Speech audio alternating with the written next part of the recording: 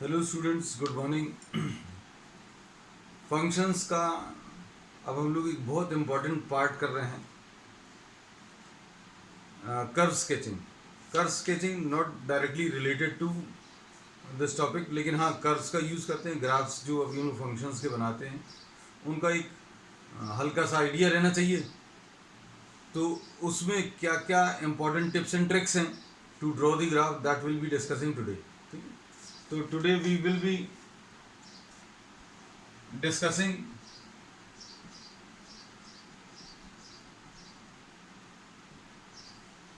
Curve sketching. ठीक है, अब कर्व स्केचिंग में ग्राफ्स अगर ड्रॉ करना तो बहुत सिंपल सा एक तरीका जो सभी लोगों को आता है। मान लीजिए अगर कोई इतनी सारी चीज़ें जो अभी हम आज बताएंगे उनमें कुछ भी नहीं क्लियर होता है, तो जो 10th क्लास में अभी हम लोग यूज़ करते थे एक्स और वाई की वैल्यूज़ रखो और एक्स और वाई की वैल्यूज़ रखकर आप मतलब ग्राफ को ड्रॉ कर सकते हैं। It is a lengthy process, है ना। तो इसलिए अभी हम लोगों ने बोला will be discussing some more fine points or tips or tricks to draw the graphs of different functions। तो इसमें सबसे पहली चीज अभी हम लोग जो डिस्कस करेंगे वो है सिमेट्री।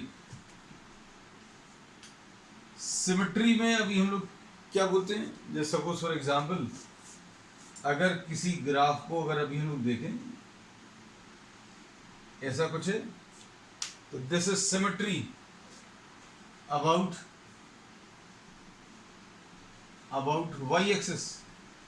वाई एक्सिस के अबाउट सिमेट्री का मतलब क्या है?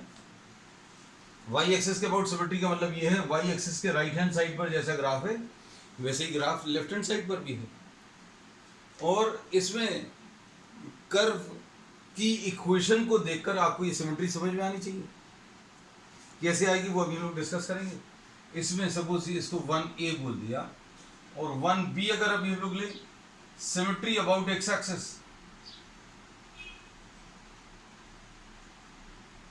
अबाउट एक्स एक्सिस,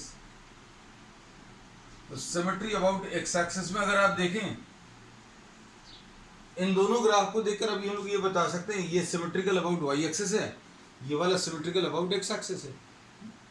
तो एक्स एक्सिस का अबाउट सिमेट्री का मतलब ये है एक्स एक्सिस के ऊपर जैसा ग्राफ है वैसे ही ग्राफ नीचे भी आ रहा है।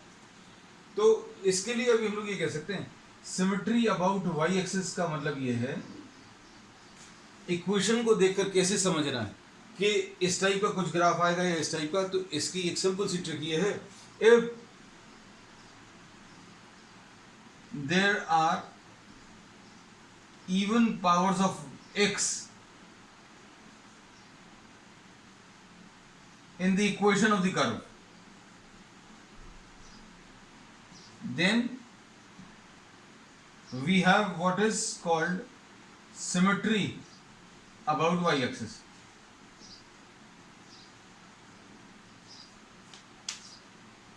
इसमें अभी हम लोगों ने क्या बोला, अगर इवन पावर्स ऑफ x अगर हैं then the curve will be symmetrical about the y axis। इसको एक और तरीके से अभी हम लोग ऐसा बोल सकते हैं कि भाई आपको जो भी कर्व की इक्वेशन दी हुई है आप उसमें x की जगह माइनस एक्स रख दो। इसको आप अपने तरीके से लिख लेना, x की जगह माइनस एक्स अगर आप रख दें और कर्व की इक्वेशन में कोई चेंज ना आए। इसमें अभी हम लोगों ने ये बोला कर्व की इक्वेशन में अगर आप x की जगह माइनस एक्स रख दें और कर्व की इक्वेशन में कोई चेंज ना आए तो जो ग्राफ आएगा वो सिमेट्रिकल अबाउट वाई एक्सिस आएगा। तो ये अभी हम लोगों ने एक एग्जांपल दे दिया जिसकी इक्वेशन अभी हम लोगों ने बनाई हुई थी वो दिखा दिया। और ये वाला पॉइंट भी अगर देखो, if there are even powers of x, अगर इवन पावर्स ऑफ x है then this curve will be symmetrical about the y axis. अब उसका symmetry about Y axis, x axis देखें। सिमेट्री अबाउट एक्स एक्सिस में इसको देखकर अभी हम लोग जनरलाइज कर सकते हैं क्या, if the equation of the curve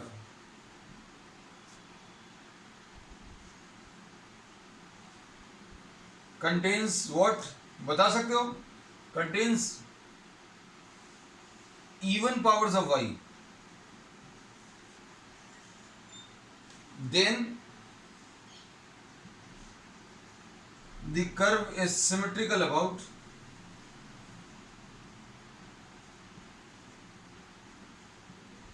symmetrical about what, अगर इवन पावर्स ऑफ वाई है then this is symmetrical about x axis.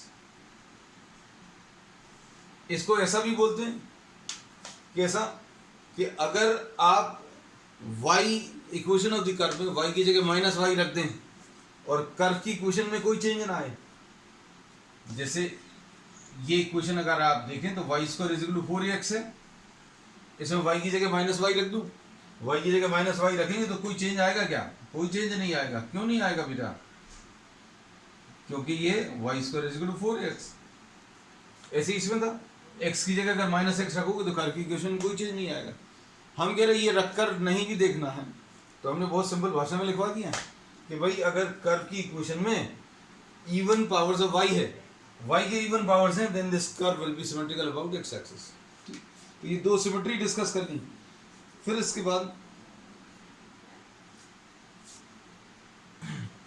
Next है, नोट करते जाना बेटा ये सारी चीजें, क्योंकि अभी ये ऐसे सिंपल ट्रिक्स हैं जिसकी मदद से आपको किसी भी टाइप का इक्वेशन दी हुई है आप ग्राफ को आसानी से ड्रॉ कर पाओगे। कुछ और हैं थोड़ी सी मुश्किल रहेंगी, हो सकता है स्टेज पर समझने में, बता जरूर देंगे। देखो अगर दिक्कत जाएगी then you will be able to understand it very well if you are doing some elementary knowledge of calculus. अब इसके बाद नेक्स्ट है सिमेट्री इन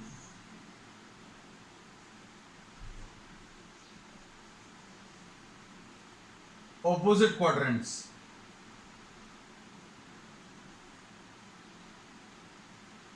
ये C point, symmetry in opposite quadrants. Symmetry in opposite quadrants का मतलब क्या है? Symmetry in opposite quadrants, इसमें और इसमें एक जैसा ग्राफ आएगा, इसमें और इसमें एक जैसा ग्राफ आएगा। ये कैसे पॉसिबल है? अगर कर्व की इक्वेशन में x की जगह if on replacing x by minus x, x को माइनस x से रिप्लेस करें और y को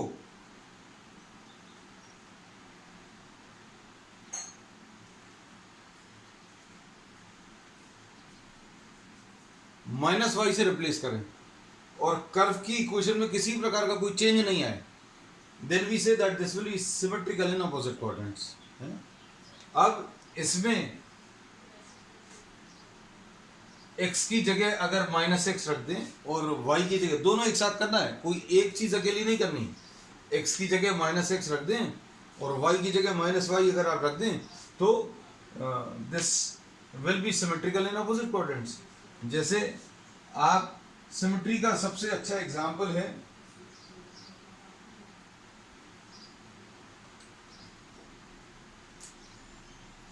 सिमेट्री का सबसे अच्छा एग्जाम्पल है ये x square plus y square is equal to A square. आपको मालूम ही होगा ये क्या है, this is equation of a circle. अगर आपको मालूम है तो, और नहीं मालूम है तो कोई समस्या नहीं है। एक्स की जगह माइनस एक्स अगर आप रखें और y की जगह माइनस वाई रखें तो कर्व की इक्वेशन में क्या चेंज आ रहा है? कर्व की इक्वेशन में कोई चेंज नहीं आ रहा। तो अब हम लोग इसमें बोलेंगे this will B symmetric in opposite quadrants. अब आपको मालूम भी है अगर आप इतना हिस्सा अगर आप बना पाए तो ये वाला आप अपने आप बना लोगे। क्यों? This equation does not change if we replace x by minus x and y by minus y।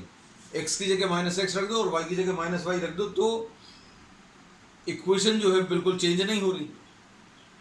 तो अब हम लोग इसमें ये बोलेंगे this is representing a curve which is symmetric in opposite quadrants. Opposite quadrants में अगर आप देखें तो आपको ये मालूम भी है कि इसका जो ग्राफ है ऐसी कुछ आता है। इसको और डिटेल में अभी हम लोग आगे भी डिस्कस करेंगे। देखो ऑपोजिट क्वाड्रेंट्स में समझ में आ रहा, ये ऑपोजिट क्वाड्रेंट्स में सिमेट्री है, मतलब इस क्वाड्रेंट में जैसा ग्राफ है वैसे इधर है, इसमें जैसा है बिल्कुल ऐसे यहां पर भी। इसमें एक्स एक्सिस के अबाउट भी सिमेट्री है। एक्स एक्सिस के अबाउट सिमेट्री कैसी है? वाई के ऊपर इवन पावर्स है, इसमें वाई के ऊपर इवन पावर्स है तो symmetry about x axis, x के ऊपर इवन पावर्स है सिमेट्री अबाउट वाई एक्सिस। तो अब हम लोगों को इसमें यह पता चल गया कि ये एक ऐसे ग्राफ की इक्वेशन है जो सिमेट्रिक है अबाउट बोथ दी एक्सिस। अब इसके बाद नेक्स्ट है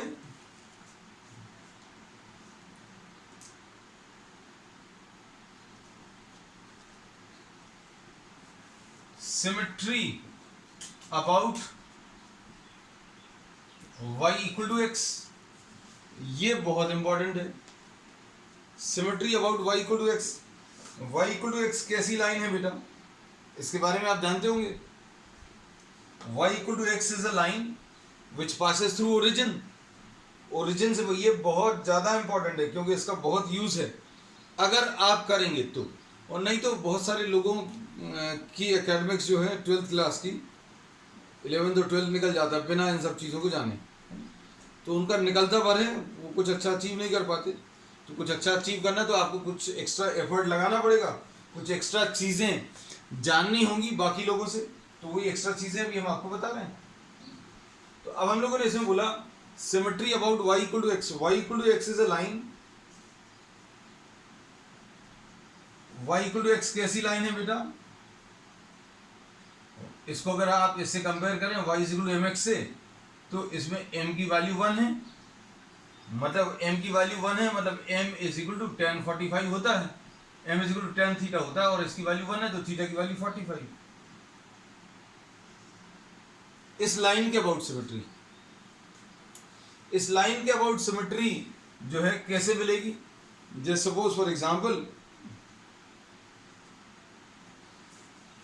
if you interchange, if on interchanging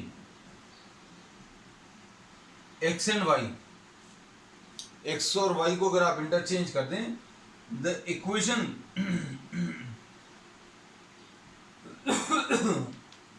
remains unchanged।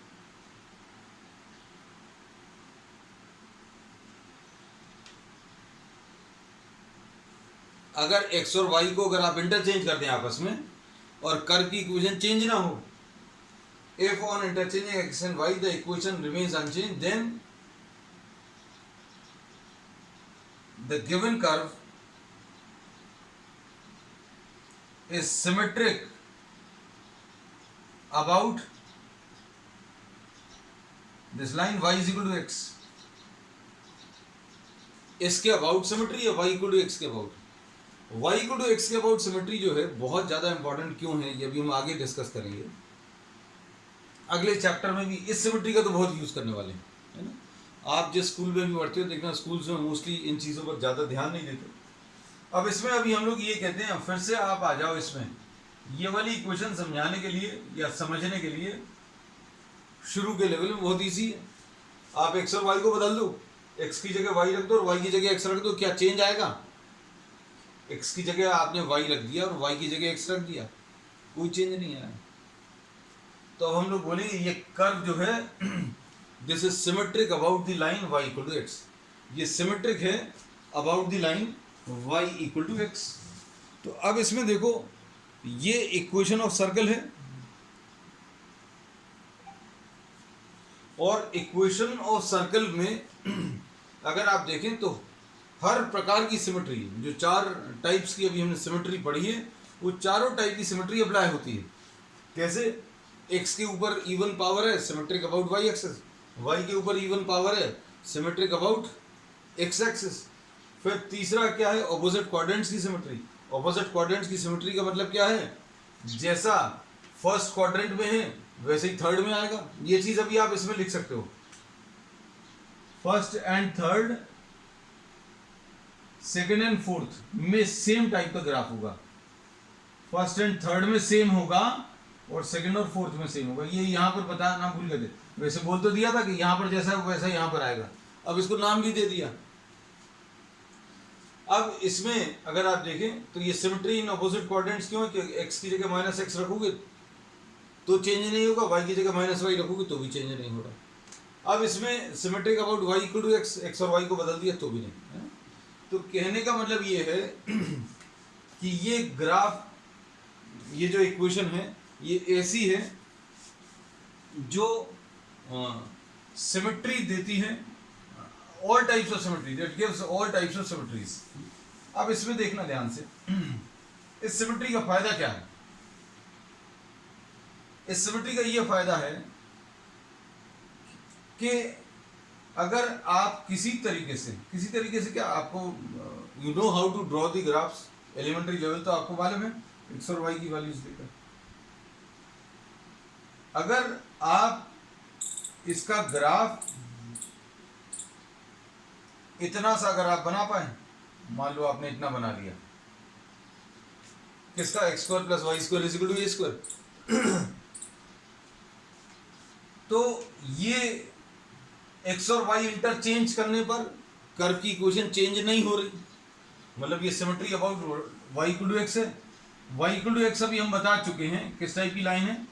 Y equal to x एक ऐसी लाइन है जो ओरिजिन से पास हो रही है और कितना एंगल बना रही है, 45 डिग्री।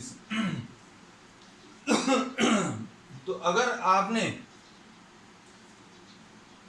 इस इक्वेशन का इतना सा ग्राफ अगर ड्रॉ कर लिया, तो इसमें देखो एक्स और वाई को इंटरचेंज करने पर कर्व की इक्वेशन चेंज नहीं हो रही, तो symmetry about this line y equal to x, इसके अबाउट सिमेट्री है, तो ये ड्रॉ कर लिया सिमेट्री को देखकर। अब हम बोलेंगे सिमेट्रिकल है इसलिए भी आप इतना बना सकते हैं। फिर उसके बाद अगर आप इसमें ध्यान से सुनना, x के ऊपर इवन पावर है, x के ऊपर इवन पावर है तो सिमेट्रिक अबाउट y एक्सिस, तो y एक्सिस के राइट साइड में जितना ग्राफ आ गया उतना ही आप लेफ्ट साइड में बना लो। फिर y के ऊपर इवन पावर है, मतलब सिमेट्रिक अबाउट x एक्सिस, मतलब x एक्सिस के ऊपर जैसा ग्राफ बनाया था वैसे ही ग्राफ नीचे बना, पूरा ग्राफ बन गया सिमेट्री पर बेस। तो ये सिमेट्री का अभी हम लोग कहते हैं फायदा है। अब इसके बाद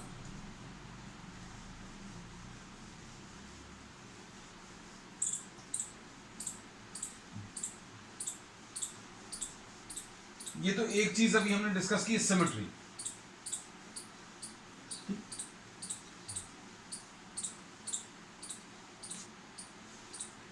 इसके बाद नेक्स्ट इसमें अभी हम लोग ले रहे हैं, पहली चीज तो अभी हमने सिमेट्री बता दी, सिमेट्री में 4 टाइप की सिमेट्री बताई है।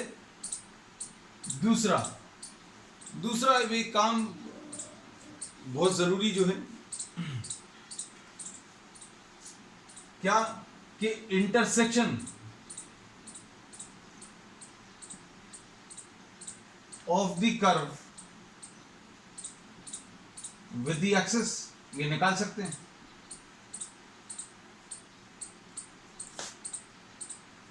अच्छा, इसमें एक बहुत इंपॉर्टेंट चीज रह गई बताने को कि y इक्वल टू एक्स के बारे में अभी हम यही बोलते रह गए कि हाँ ये बहुत इंपॉर्टेंट है। y इक्वल टू एक्स के अबाउट सिमेट्री जो है इसलिए इंपॉर्टेंट है क्योंकि इसमें अभी हम लोग ये कहते हैं कि कोई भी फंक्शन एंड उसका इनवर्स सिमेट्रिक होते हैं about this line y equal to x. तो इस चीज का अभी हम लोग आगे बहुत यूज करेंगे। हमने क्या बता दिया, कोई भी फंक्शन और इसका इनवर्स जो है उसकी सिमेट्री इसके अबाउट होगी। अब इसमें अगर आप कोई फंक्शन अगर आप ड्रॉ कर पाए, मान लीजिए ऐसा कुछ, तो इसका इनवर्स अभी हम लोग कैसा बना सकते हैं, इसके अबाउट सिमेट्री ले लो। इसके अबाउट सिमेट्री का मतलब क्या रहेगा, इसके अबाउट सिमेट्री अगर हमें लेनी है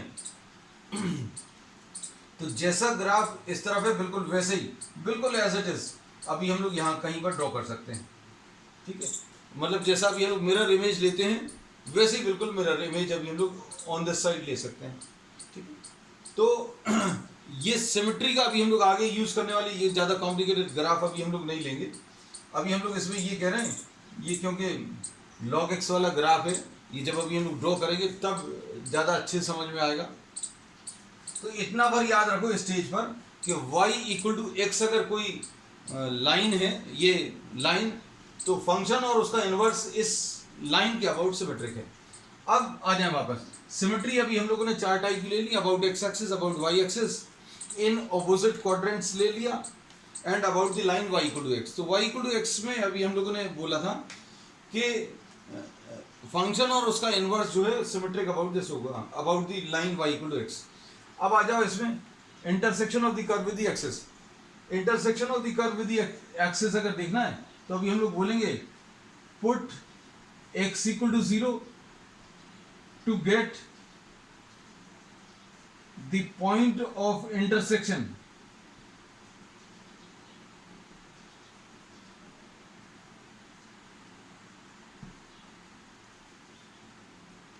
x equal to 0 to get the point of intersection with the y axis।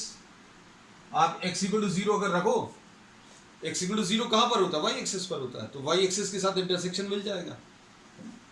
फिर y equal to 0, तो इससे क्या मिलेगा? पॉइंट ऑफ इंटरसेक्शन कहां पर रखना है? Point of intersection with x axis। ये x इक्वल टू 0 और y इक्वल टू 0 कहां पर रखना है? इक्वेशन ऑफ द कर्व दी रहेगी। जैसे एग्जांपल के लिए x square plus y square, हम बार बार ये एग्जांपल ले रहे हैं क्योंकि ये सबसे इजी है आपको समझने के लिए। x की वैल्यू 0 अगर आप ले लें,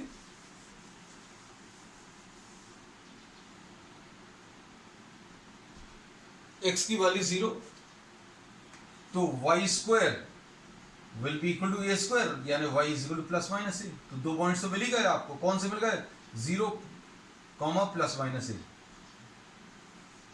ये y एक्सिस के साथ इंटरसेक्शन आ गया। और y इक्वल टू 0 अगर आप ले लो तो x की वैल्यू प्लस माइनस ए, एक ही आ गया। फिर इसके बाद है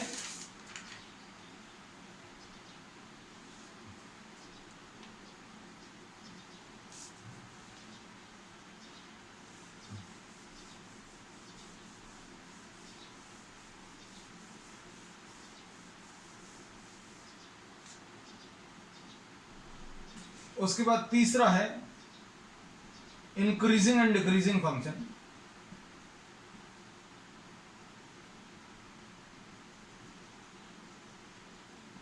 इंक्रीजिंग और डिक्रीजिंग फंक्शन की खासियत क्या है? जैसे सपोज फॉर एग्जांपल, अगर आप किसी कोई ऐसे ग्राफ को अगर आप देखो, तो इस ग्राफ को देखते ही साथ अभी आपको कुछ फीलिंग आएगी मन में, क्या?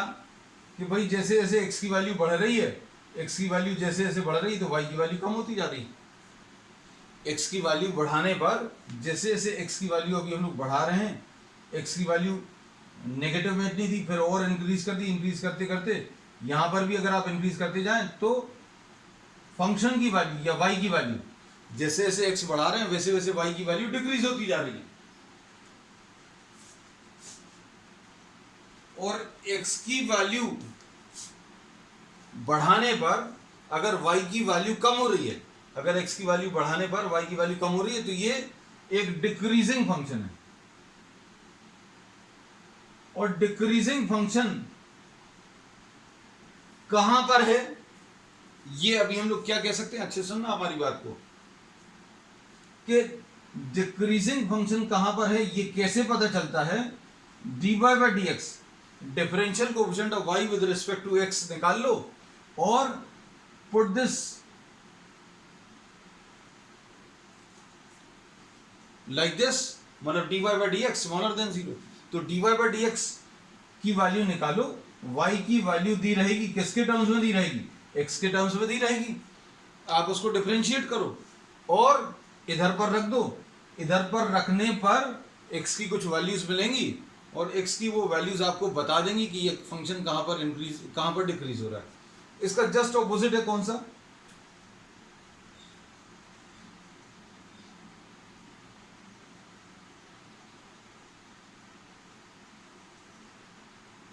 इसको देखो,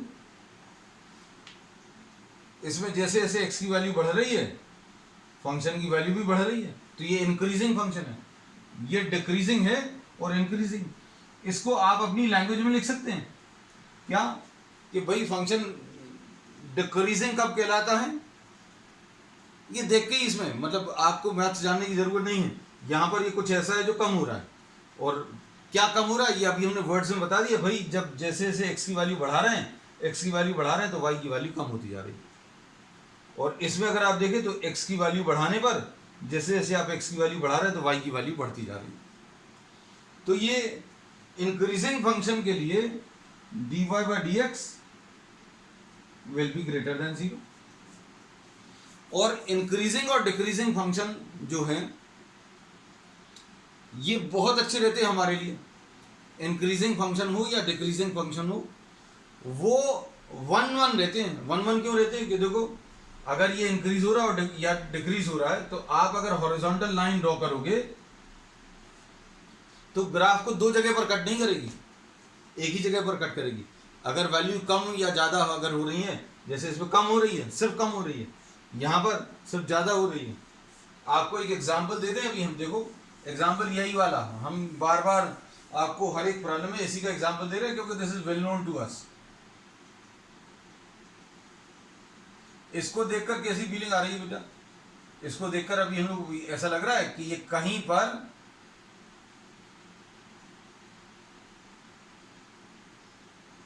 इंक्रीज हो रहा है और यहां पर ये इंक्रीजिंग फंक्शन है इतने पार्ट में और इतने पार्ट में ये डिक्रीजिंग है। तो अब हम लोग इसमें ये बोलेंगे कि ये इंक्रीजिंग स्ट्रिक्टली इंक्रीजिंग हो या स्ट्रिक्टली डिक्रीजिंग हो तो 1 1 होता है। ये इंक्रीजिंग डिक्रीजिंग स्ट्रिक्टली इंक्रीजिंग या स्ट्रिक्टली डिक्रीजिंग नहीं है। कुछ हिस्से के लिए बढ़ रही है वैल्यू और कुछ के लिए ये कम हो रही है। तो हमने ये पूरा नहीं बनाया, पूरा अगर बना देते तो फंक्शन ही नहीं बचता। वो अभी एक चीज और बताएंगे, अच्छा याद आ गया इसके बारे में। अगर आप एक हॉरिजॉन्टल लाइन ड्रॉ करोगे तो ये ग्राफ को दो जगह पर कट करेगी। ग्राफ को दो जगह पर कट करना मतलब ये अभी हम पिछली क्लासेस में बता चुके हैं क्या कि if any line which is drawn parallel to the x axis cuts the graph at 2 points और मोर देन 2 पॉइंट्स, तो ये मेनी टू वन फंक्शन हो गया। मेनी टू वन का मतलब क्या है? x की इस वैल्यू पर y की इतनी वैल्यू आई है, x की एक और वैल्यू है जिसके लिए y की उतनी ही वैल्यू आई, मतलब x की दो वैल्यूज पर y की सेम वैल्यूज आ रही हैं, तो ये मेनी टू वन हो गया। ये 1 1 है। तो 1 1 के बारे में अभी हमने क्या बताया? A graph will be 1 1 function if on drawing a horizontal line, if on drawing a horizontal line the line cuts the graph at 1 point, then this is 1 1. If it cut at 2 or more than 2 points, then this is many to 1. अब इसके बाद हाँ इसमें ये वाला point भी अभी हम बता दें। देखो अगर कोई ग्राफ आपको दिया हुआ है और उसमें आप अगर कोई लाइन ड्रॉ करें पैरेलल टू वाई एक्सिस, ये बेटा ये सारी चीजें अपने हिसाब से नोट्स बना लेना, पैरेलल टू वाई एक्सिस, और वो ग्राफ को दो जगह पर कट कर दे या दो से ज्यादा जगह पर कट कर दे, तो वो फंक्शन की डेफिनेशन ही सेटिस्फाई नहीं कर रहा, मतलब ये फंक्शन ही नहीं होगा। हम लोग चैप्टर जो पढ़ रहे हैं अभी वो फंक्शन पढ़ रहे हैं, तो ये फंक्शन ही नहीं होगा। क्यों नहीं होगा? क्योंकि अब इसमें क्या बोलेंगे, ये देखो x की एक वैल्यू के लिए, x की एक वैल्यू के लिए y की दो वैल्यूज आ रही, x की एक वैल्यू के लिए y की ये पॉजिटिव वैल्यू और x की एक और वैल्यू के लिए y की एक और वैल्यू। तो अब हम लोग क्या बोलेंगे, जैसे सपोज फॉर एग्जांपल ये 1 है और ये सपोज फॉर एग्जांपल 3 है, तो ये -3। तो अब हम लोग इस वाले को देखकर क्या बता सकते हैं कि x की वैल्यू 1 3 से भी रिलेट हो रही है और किससे? -3 से भी। तो ये फंक्शन की डेफिनेशन ही नहीं है। फंक्शन की डेफिनेशन में अगर कोई एलिमेंट पहले सेट का दो एलिमेंट से रिलेट हो जाता है तो वो फंक्शन की डेफिनेशन को सेटिस्फाई नहीं कर रहा। तो इसलिए जब अभी हम ये फंक्शन बता रहे थे तब हमने पूरा नहीं ड्रॉ किया। किसी किसी के मन में आ गया होगा कि सर आपने जब पहले बनाया था पूरा बनाया, अभी आधा बनाया, तो आधा बनाने पर ये फंक्शन की डेफिनेशन सेटिस्फाई कर रहा, अगर पूरा बना दे तो फंक्शन की डेफिनेशन नहीं सेटिस्फाई कर। अब हम लोग इसको आगे और चीज़ों पे कई जगह अप्लाई करेंगे, है ना। तो अब इसमें ये बेसिकली अभी हमने आपको बता दिए क्या प्रॉपर्टीज जिनकी मदद से आप ग्राफ्स को ड्रॉ कर सकते हैं, है ना। तो अब हम आपको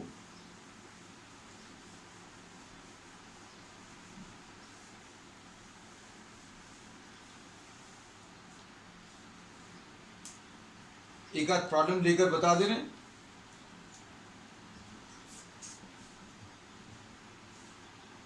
y equal to x cube, इसका ग्राफ अगर चाहिए y equal to x cube में, अब इसमें x के ऊपर इवन पावर तो है नहीं, तो सिमेट्री अबाउट y एक्सेस नहीं है। x के ऊपर इवन पावर नहीं है, y के ऊपर इवन पावर नहीं है, मतलब ये इसमें ये दोनों जो सिमेट्री अभी हम लोगों ने डिस्कस की थी वो भी नहीं है। फिर x की जगह suppose x is replace by minus x and y is replace by minus y. x की जगह माइनस एक्स रख दो और y की जगह माइनस वाई रख दो, तो ये कितना आ जाएगा, y is equal to x cube भी आ जाएगा, क्योंकि दोनों तरफ के माइनस साइन कैंसिल हो जाएंगे। So if x is replaced by minus x and y is replaced by minus y and the equation remains unchanged, then this curve is symmetric in opposite quadrants. x और y को अगर interchange कर दो, x और y को interchange करोगे तो curve की इक्वेशन ही बदल जाएगी भैया। देखो कैसी बदल जाएगी, x is equal to y cube हो जाएगा। तो ऐसा तो ये तो आया ही नहीं, तो ये symmetry about y equal to x नहीं है, ठीक। अब इसके बाद ये एक अच्छी चीज पता चल गई that this is symmetric in opposite quadrants. ये कैसा है, सिमेट्रिक इन ऑपोजिट क्वाड्रेंट्स। अब सिमेट्रिक इन ऑपोजिट क्वाड्रेंट्स का मतलब, अब इसके बाद सिमेट्री अभी हम लोगों ने चेक कर ली, फिर उसके बाद क्या है, intersection with the x axis और वाई एक्सिस। एक्स की वैल्यू 0 रखो तो वाई की वैल्यू 0 आएगी, मतलब this curve is passing through origin, origin से पास हो रही। फिर अब उसके बाद एक्स की वैल्यू 1 ले लो, एक्स की वैल्यू 1 अगर आप ले लें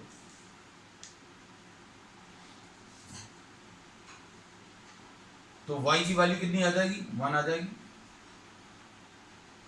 x की वैल्यू 2 ले लो, तो 2 अगर आपने ले लिया तो y की वैल्यू, x की वैल्यू 2 लेने पर y की वैल्यू 8 आ जाएगी। तो ये ऐसा कुछ ग्राफ आएगा, और चूंकि ये सिमेट्रिक है, नीचे वाला ग्राफ अभी हमने अपने आप ड्रॉ कर लिया। कैसे, because this graph is symmetric about, symmetric in opposite quadrants. Opposite quadrants की सिमेट्री क्यों है,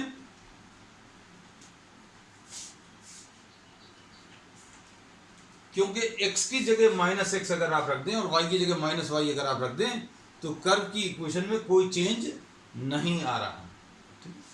अब इसमें एक चीज और देखें, क्या हमने ग्राफ तो ड्रॉ कर लिया, सब कुछ है, कुछ ऐसी चीजें भी आपको बता दें जो आगे भी यूज होनी है। भाई कुछ पॉइंट्स ऐसे हैं जो आगे भी इस्तेमाल होने, कैसे y की वैल्यू एक्स क्यूब है और dy बाई डी एक्स कितना आ जाएगा,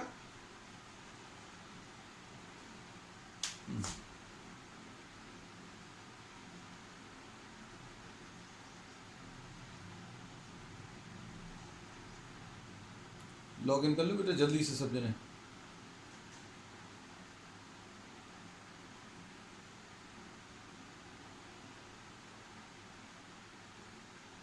हाँ, इसमें dy बाई डी एक्स कितना आ जाएगा, 3x स्क्वायर। अब इसमें देखो 3x स्क्वायर है और अभी हमने क्या बताया था, dy by d x greater than 0 आ रहा है कि स्मॉलर देन 0 आ रहा है, वो इंक्रीजिंग या डिक्रीजिंग डिसाइड करेगा। मतलब आप ड्रॉ किए बिना आप ये काम कर सकते हैं, dy बाई डी एक्स। ये सिंपल एलिमेंट्री कैलकुलस है, इस स्टेज पर आपको बनना चाहिए, क्योंकि this much part you have studied in physics also, है ना। तो एक्स क्यूब का डेरिवेटिव 3x² आएगा। आप x की कैसी भी वैल्यू रखो, पॉजिटिव रखोगे तो भी dy by d x positive आएगा, और नेगेटिव अगर आप रखोगे तो भी x की वैल्यू नेगेटिव अगर रखोगे तो नेगेटिव के ऊपर स्क्वायर है तो भी पॉजिटिव आएगा। तो dy बाई डी एक्स कुल मिलाकर कैसा आ रहा है, ग्रेटर देन 0 आ रहा है। ग्रेटर देन 0 आ रहा है मतलब क्या है, अगर dy by d x greater than 0 आ रहा है मतलब ये पॉजिटिव है, dy by d x positive है, dy by d x greater than 0 यानी पॉजिटिव, और पॉजिटिव यानी इंक्रीजिंग फंक्शन है। तो ये इंक्रीजिंग फंक्शन है, जैसे जैसे आप x की वैल्यू बढ़ा रहे हैं तो y की वैल्यू भी बढ़ती जा रही है। और इंक्रीजिंग, स्ट्रिक्टली इंक्रीजिंग का मतलब ये रहता है कि ये कैसा फंक्शन है, 1 1 है। कैसा फंक्शन है, ये 1 1 है। 1 1 कैसे पता चल रहा है, आपको जरूरत नहीं है मतलब ये लाइन ड्रॉ करने की, लेकिन हम समझाने के लिए ड्रॉ कर देते हैं कि भाई आप एक्स एक्सिस के पैरेलल कोई लाइन ड्रॉ कर दो, वो ग्राफ को केवल एक ही जगह पर कट करेगी। और इसमें एक और चीज समझ लो अच्छे से, x को आप जो वैल्यूज दे पा रहे हैं यहाँ पर, x को यहाँ पर जो वैल्यूज आप दे पा रहे हो वो डोमेन कहलाता है। तो x को कौन सी वैल्यूज दे पा रहे हैं या नहीं दे पा रहे हैं, तो आपको इसमें x की क्या वैल्यू रखनी है, इसमें कोई रिस्ट्रिक्शन नहीं है। x को आप जो चाहें वो वैल्यू रख सकते हैं, और x एक्सिस पर देखो सारी वैल्यूज रखी हुई हैं। y का क्या आंसर आ रहा है, वो रेंज रहेगा। तो x एक्सिस पर डोमेन मिलता है, यहां पर अभी हमें डोमेन मिल जाएगा, यहां रेंज मिल जाएगा। तो इसका डोमेन क्या है, ऑल रियल नंबर्स, रेंज क्या है, ऑल रियल नंबर्स। तो डोमेन और रेंज पता चल गया। तो ये अगर रियल नंबर से रियल नंबर्स में अगर ये ग्राफ ड्रॉ किया है तो ये ऑन टू भी है। ऑन टू क्यों है, क्योंकि इसकी जो रेंज आ रही है, y पर जो वैल्यूज आ रही हैं वो सारे रियल नंबर्स आ रहे हैं। तो मतलब इसका जो इनवर्स है वो एग्जिस्ट करेगा। ठीक है, तो अगले टर्न पर अभी हम लोग इनवर्स के बारे में डिस्कस करेंगे। अब आप लोगों को ये लग रहा होगा कि ये सब क्यों डिस्कस कर रहा है, चैप्टर तो खत्म ही हो गया। तो ये इसलिए डिस्कस कर रहे हैं क्योंकि ये थोड़ा सा लेकर फिर अभी हम लोग इसी की मदद से इनवर्स ट्रिग्नोमेट्री पर जाएंगे, है ना। तो nothing to worry about, will discuss some more problems in the subsequent 1 और 2 क्लासेस। फिर उसके बाद अभी हम लोग इनवर्स पर जाएंगे। ठीक है, दैट्स ऑल फॉर टुडे।